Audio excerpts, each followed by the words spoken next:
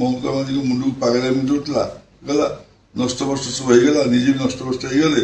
ଆମକୁ ଦୁଃଖ ବି ଲାଗୁଛି ଯେ ମମତା ବାନାର୍ଜୀ ଯୋଉ ତଳୁ ପଳେଇ ଆସିଲେ, ବହୁତ ଦୁଃଖ ଲାଗୁଛି। ସତ କଥା କହୁଛୁ, ସ୍ୱାଗତ ଯୋଗ୍ୟ। ଆମେ ବି ନୁହେଁ ଆଜ୍ଞା, ସମସ୍ତେ ଚାହୁଥିଲେ, ସାରା ବଙ୍ଗଳା ଲୋକ ଚାହୁଥିଲେ, ସାରା ଓଡ଼ିଶା ଲୋକ ଚାହୁଥିଲେ, ସାରା ଦୁନିଆ ଲୋକ ଚାହୁଥିଲେ, ସମସ୍ତେ କ୍ରିଟିସାଇଜ କରୁଥିଲେ ଯେ ଧାମ ଦେଖିକିରି ଏଇଟା ମମତା ବହୁତ ଭୁଲ କାମ କଲେ। କାହିଁକି ଅହଙ୍କାର ଏଇଟା ପ୍ରତିଫଳ ହେଲା, ସବୁ ଜିନିଷ ଜଗନ୍ନାଥ ଦେଖେଇ ଦେଲେ। ଜଗନ୍ନାଥ ଧାମ ଶ୍ରୀକ୍ଷେତ୍ର ମହାପ୍ରଭୁ ସ୍ୱୟଂ ଜଗନ୍ନାଥ ବସିଛନ୍ତି ଜଗନ୍ନାଥ ଧାମରେ। ତେବେ ଜଗନ୍ନାଥ ମନ୍ଦିର ଲକ୍ଷାଧିକ ହଉଛି, ଧାମ ଲେଖୁଛି କି? ତାହେଲେ ସମସ୍ତ ଧାମ ଲେଖିଦେବେ ଗୋଟେ। ତେବେ ଜଣେ ଜାଣି ଆସିଲା ଲୋକ ଯୋଉ ଜିନିଷଟା କରିବାକୁ ଗଲ, 5 ଜଣ ସାଙ୍ଗେ ଗୋଟେ ଡିସ୍କସନ କରିଥାନ୍ତ କି କଣ ଆମେ ଦେଖାବ, ଏଇଟା ଭୁଲ କି ଠିକ ହେଲା। ମନ ଇଚ୍ଛା ଯେ ମୁଁ ତ ଭଗବାନ, ମୁଁ ସବୁ କରିଦଉଛି, ଏଇଟା କେତେ ଅନ୍ୟାୟ କଥା। ଦୁଃଖଦାୟକ କଣ ଅଛି, ଆଜି ଯୋଉ ପରିସ୍ଥିତି ରହିଗଲେ ଆମକୁ ଦୁଃଖ ଲାଗୁଛି, ଦେଖିଲେ ଅତି ଦୁଃଖ ଲାଗୁଛି। ଦୁଃଖଦାୟକ ଘଟଣା ହେଇଗଲା। ପରାମର୍ଶ ଦେଇକି କଲେନି, ଅହଙ୍କାର ଭାବ ତାଙ୍କର ନଷ୍ଟ କରିଦେଲା। ଆଜି ଜଗନ୍ନାଥ ପ୍ରେମୀ ମାନଙ୍କ ମଧ୍ୟରେ ଗୋଟେ ଖୁସିର ଲହରୀ ଉଠିଛି, ଧାମ ଶବ୍ଦଟି ହଟି ଯାଇଛି। ଏଇଟା ଖୁସିର ଲହରୀ ଉଠିବ, କିଛି ନାହିଁ। ଲୋକ ଜବରଦସ୍ତି, ମୁଁ ଯୋଉ ଜବରଦସ୍ତି ଜିନିଷ କରିଦେବି, ଲୋକ ମତେ ଭୟରେ କିଛି କହିପାରିବେନି, କିନ୍ତୁ ଭିତରେ ତ କହୁଥିବେ ଏଇଟା ଭୁଲ କାମ ଲୋକ କରୁଛି। ସେମିତିକା ଦୁନିଆ ଲୋକ ଭୁଲ ଦେଲେ ଯେ ଧାମ କରନ୍ତିନି। ତାପରେ ଆଉ ଗୋଟେ ଦ୍ୱିତୀୟ ଗଲତି ତାଙ୍କର ରହିଲା, ସମସ୍ତେ କହିଲେ ପୁରୀ ଧାମକୁ ଯାଆନ୍ତି, ଏଇଟା ହିଁ ଧାମ, ଏଇଠି ରହ ଯାଆନି। ସେ ଯାହାକୁ ସବୁ କହିଲେ ସେମାନେ ମନ ଭିତରେ ଆରେ ଜଗନ୍ନାଥ ଧାମ ନାହିଁ କରୁଛନ୍ତି, ଲୋକ ଭୟରେ ଥାନ୍ତି, ଭୟରେ। ଆପଣ ଦେଖନ୍ତୁ ଯୋଉ ଗଭର୍ଣ୍ଣମେଣ୍ଟ ଯାଉ କେମିତି ଲୋକମାନେ ସବୁ ଚେଞ୍ଜ ହେଇଗଲେ। ଆପଣ ଦେଖନ୍ତୁ ସମସ୍ତେ ତାଙ୍କୁ ଛାଡ଼ି ସବୁ ପଳେଇଲେ, କାରଣ ଭୟରେ ଥିଲେ। ଏହା ତ ଲୋକ ଭୟରେ ଥିଲେ ଯେ ଲୋକ ଠିକ ଲୋକ ହେଇଥାନ୍ତେ, ଜୀବନ ଦେଇଦେବେ ତାଙ୍କ ପାଇଁକି। ସବୁ ଲୋକ ଭୟରେ ଥିଲେ। ଏପଟେ MLA ପଳେଇଲେ, ସେପଟେ MP ବି ପଳେଇଲେ, ଇଏ ଏକୁଟିଆ ହେଇଗଲେ। ଦେଖନ୍ତୁ କୋଉଠି ନା କୋଉଠି ମହାପ୍ରଭୁଙ୍କର ଜଗନ୍ନାଥ ମନ୍ଦିରରେ ଧାମ ଲଗେଇଥିଲେ, ଯୋଉ ଦୀଘା ଜଗନ୍ନାଥ ମନ୍ଦିର, ଏଇଟା ଗୋଟେ ବୁମେରାଙ୍ଗ ତାଙ୍କ ପାଇଁ କି ହେଲା। ନିର୍ବାଚନ କଥା କୁହନ୍ତୁ, ତାଙ୍କର ଏବେ ସ୍ଥିତି କଥା କୁହନ୍ତୁ। ନିଶ୍ଚିତ ଜଗନ୍ନାଥ ସାଙ୍ଗେ ଶୁଣାଜି ଆପଣ ସବୁବେଳେ କହି ଟିଭିରେ, ଜଗନ୍ନାଥ ସାଙ୍ଗେ ଖେଳିଲେ ଏଇ ଜିନିଷ ହୁଏ। ମୁଁ କାହିଁ ଗଲିନି ଆପଣ ଭାବୁନାହାନ୍ତି, ତାଙ୍କ ସାଙ୍ଗେ ମୋର ବ୍ୟକ୍ତିଗତ ସବୁ ଥିଲା, ମୁଁ କାହିଁ ଗଲିନି? ଅହଙ୍କାର ପ୍ରତି ମୁଁ ଯାଇଥିଲି ପବ୍ଲିକ ଜୋତାରେ ମାରିଥାନ୍ତି।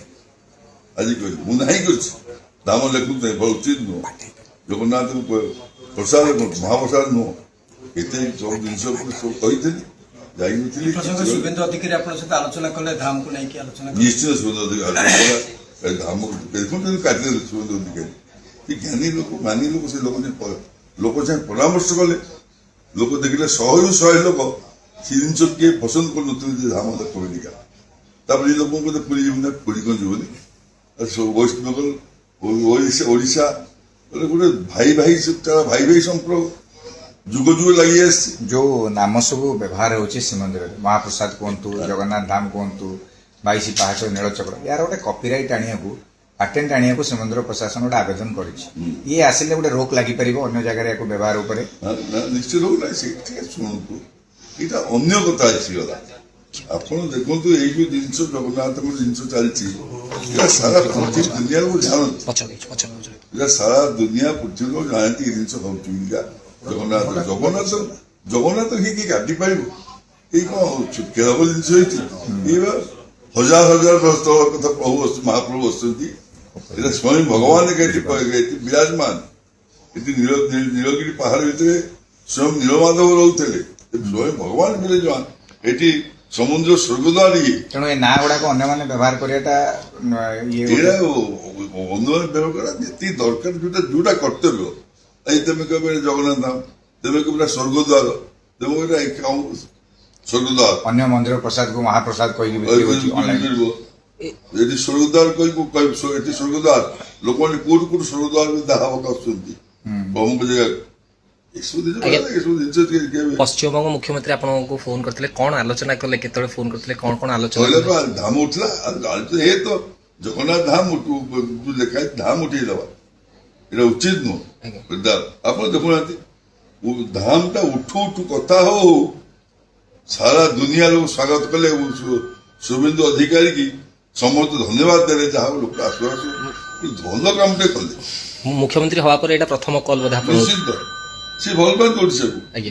ଓଡ଼ିଆ ଲୋକ ବଙ୍ଗାଳୀ ଲୋକ ଏମାନେ ଯୋଉ ଭାଇଚାରା ସେଠି କାলীଘାଟ କାলীମା ରହିଲେ ଏଠି ଜଗନ୍ନାଥ ରହିଲେ ତାଙ୍କର ସୁସମ୍ପର୍କ ଆମ ଭିତରେ ସବୁ ଆଗରୁ ନାଗି ଆସିଛି ଆମର ଗୋଟେ ଭାଇଚାରା ସମ୍ପର୍କ ସବୁ ପ୍ରତ୍ୟେକ ସମୟ ଭିତରେ ଏଇ ଜିନିଷ ସବୁ ଥିଲା ମମତା ବାନାର୍ଜୀଙ୍କ ମୁଣ୍ଡକୁ ପାଗଳାମି ଯୋଉଥିଲା ଗଲା ନଷ୍ଟ ଭଷ୍ଟ ସବୁ ହେଇଗଲା ନିଜେ ବି ନଷ୍ଟ ଭଷ୍ଟ ହେଇଗଲେ ଆମକୁ ଦୁଃଖ ବି ଲାଗୁଛି ଯେ ମମତା ବାନାର୍ଜୀ ଯୋଉ ତଳୁ ପଳେଇ ଆସିଲେ ବହୁତ ଦୁଃଖ ଲାଗୁଛି ସତ କହୁଛୁ